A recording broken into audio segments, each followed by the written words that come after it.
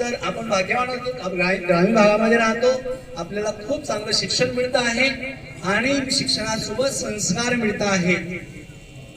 मित्रांनो, फक्त शिक्षण महत्वाचं नाहीये, शिक्षणासोबत संस्कार सुद्धा खूप महत्वाचे आहेत. प्रॅक्टिकली सांगतो, उदाहरण देऊ. फक्त शिक्षण असेल, आज मोठ्या मोठ्या शाळांमध्ये काय आहे, आम्ही फक्त मुलांची फी घेतो म्हणून शिक्षण देतो.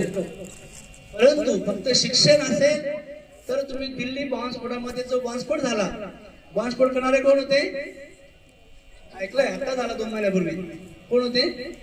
डॉक्टर, MBBS डॉक्टर आहे, MD डॉक्टर आहे. ते लोक डॉक्टर आहे, काय आहे? शिक्षण आहे.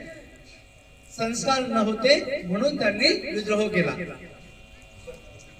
परंतु जर संस्कार आणि शिक्षण दोघं असतील तर मित्रांनो, डॉक्टर APJ अब्दुल कलामांसारखे माणसं घडतात.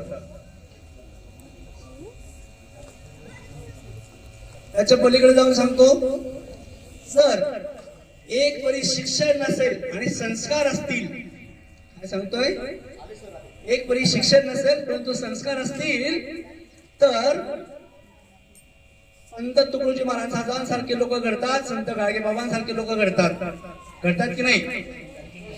आपल्या जिल्ह्यातल्या, आपल्या मातीतल्या बहिणाबाई चौधरी अशिक्षित होत्या, परंतु आज त्यांच्या नावाने विद्यापीठ आहे. कशामुळे?